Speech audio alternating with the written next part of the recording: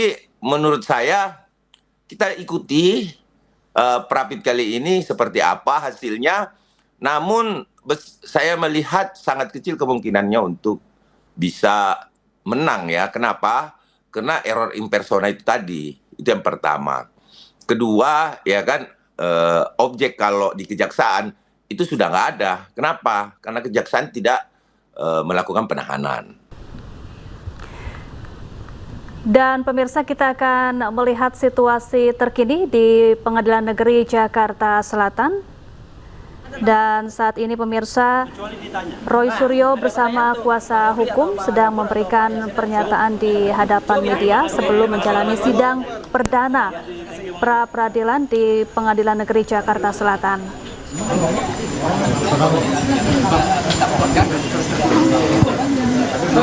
Ya pemirsa, sidang gugatan pra-peradilan Roy Suryo dimulai di Pengadilan Negeri Jakarta Selatan pada hari ini.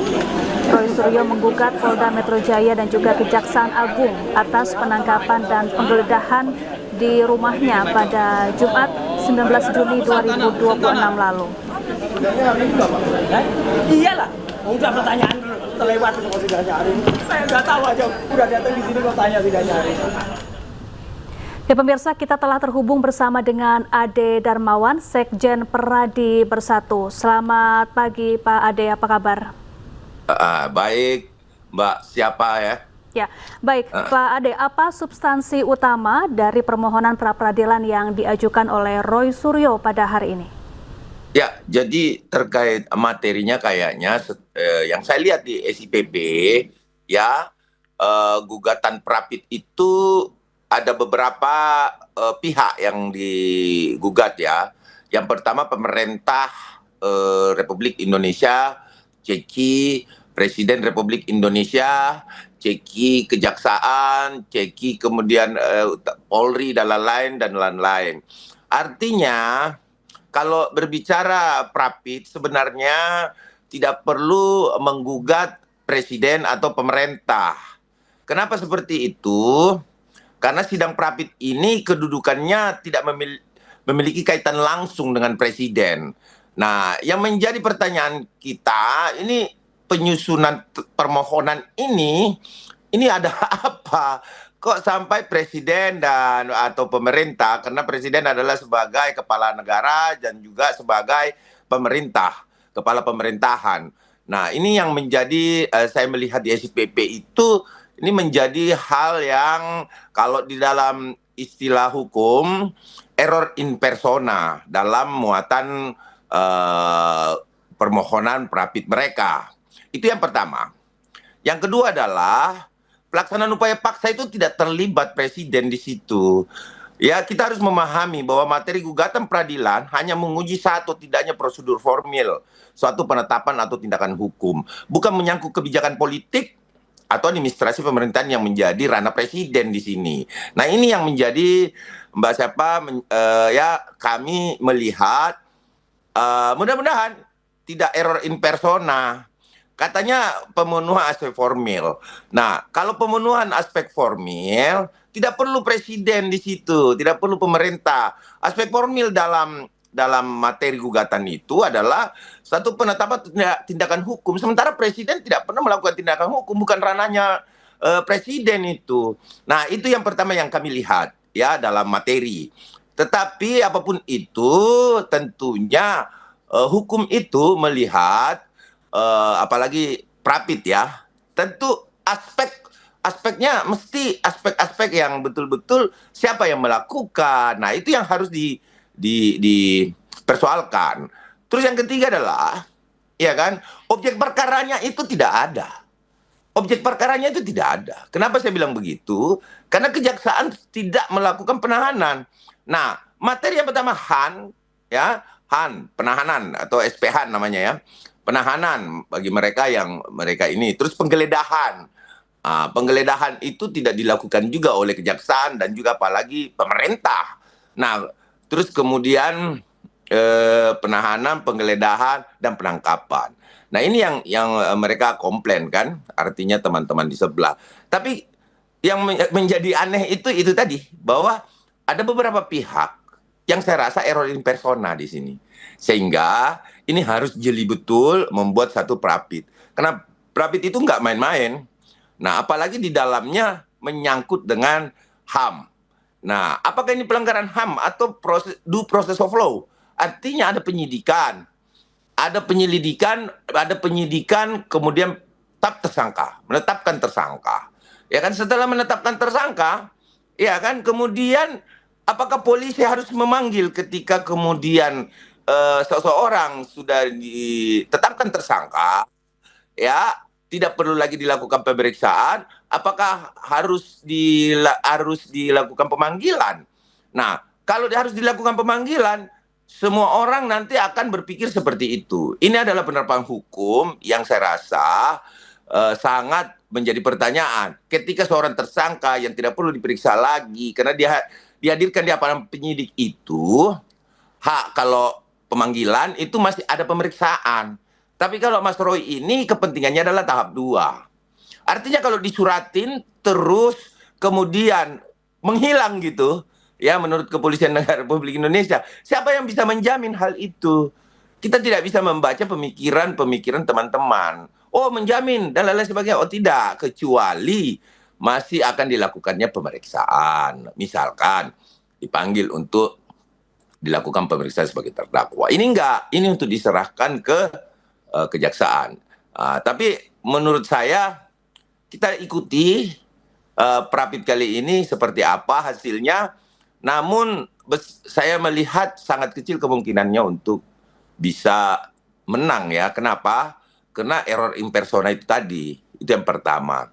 Kedua, ya kan, objek kalau di kejaksaan itu sudah nggak ada. Kenapa? Karena kejaksaan tidak melakukan penahanan.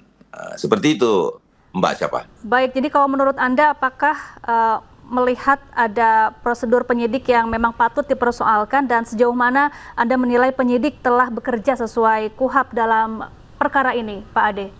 Di dalam KUHAP tidak diatur penangkapan itu harus dilakukan pemanggilan. Itu yang pertama, ya. Penangkapan itu tidak perlu pemanggilan. Tidak ada di dalam KUHAP itu bahwa ada pemanggilan dulu, kecuali tersangka akan diperiksa itu perlu dipanggil. Kalau tangkap berbeda. Ini bukan pemanggilan ya, tetapi penangkapan. Jadi yang saya baca di SIPP itu SPK dan lain sebagainya ada. Jadi ya monggo kerso, ini hak warga negara ataupun pihak ketiga yang berkeberatan di sini untuk melakukan Prapit. Haknya diberikan tentunya di dalam KUHAP. Artinya silahkan bersidang, tetapi saya melihat sih tidak ada yang dilanggar, semua sesuai dengan prosedur. Kalau berbicara penangkapan, karena penangkapan itu Mbak, di mana aja, di mana aja di Indonesia ini tidak pernah penangkapan itu memiliki surat. Karena kalau ada orang mau ditangkap, terus disurati dulu, keburu kabur. Itu persoalannya. Begitu Mbak. Baik, jika nantinya permohonan ditolak, sementara jadwal Dr. Tifa ini sudah keluar jadwal sidangnya kemarin ya. Lalu apakah Anda berharap proses pidana segera berlanjut hingga persidangan dimulai nanti? Ya, jadi gini, kalau untuk Prapit memang di dalam KUHAP diatur ya bahwa kalau ada Prapit itu menunggu sidang Prapit itu dulu baru masuk ke pokok perkara sidang yang ada di tanggal 2 itu ya, pokok perkara terkait dugaan ijazah palsu Bapak Insinyur Joko Widodo menurut mereka. Ya, jadi tentunya harus ditunda. Biasanya sih paling lama 14 hari ya, setahu saya, atau 7 hari yang biasa kita lakukan. Ya kan, karena sidang Prapit itu tiap hari. Terus berjalan dia. Jadi penundaan itu bukan karena tidak akan dilakukan sidang di pokok perkara karena sudah terjadwal. Nah, kita lihat ini apakah ini gugur atau tidak. Ya, kita lihat karena semuanya ada pada kewenangan itu ada pada kekuasaan kehakiman. Artinya kita lihat apakah ini akan tertunda sampai 7 hari sesuai dengan KUHAP, atau ini gugur karena error in persona tadi. Ya kita lihat aja sidangnya ini. Kalau dia gugur error in persona misalkan alasannya peradilan, maka sidang itu tidak dapat dilanjutkan. Prapit itu kan langsung ke pokok materi. Tetapi saya lihat di SIPP sudah terjadwal 6 hari. 6 hari sidang. Nah kita lihatlah Mbak Sapaya bahwa apakah ini akan berlanjut atau tidak, karena materinya tentu nanti hakim akan memeriksa itu di dalam persidangan pertama, termasuk termohon apa-apa saja nih. Tetapi yang menjadi lucu buat bukan lucu ya, yang menjadi kami berpikir, loh kok apakah ini baru melakukan prapit atau seperti apa? Karena sependek pengetahuan saya, ketika kita berbicara prapit, maka dia harus fokus pada materi gugatan, ya, materi formil namanya, ya kan? Materi formil itu bukan berarti menggugat keseluruhan pihak, termasuk pemerintah dan presiden, ya kan? Itu tidak perlu karena tidak ada kaitan langsung antara kebijakan politik pemerintah, ya kan, dan administrasi. Ini tidak ada hubungannya dengan pemerintah di sini atau presiden. Ya kan? Nah, itu yang kami melihat agak aneh dalam penyusunan permohonan. Tapi Mbok ya itu hak. Silakan monggo kerso. Kita melihat nanti karena lawannya ini kan ada 3 lembaga negara ya. Yaitu presiden, saya lihat, terus kemudian ada Polda Metro sebagai kebijakan horizontal sebenarnya ya, antara kejaksaan dan instansi yang bernama Kepolisian Negara Republik Indonesia.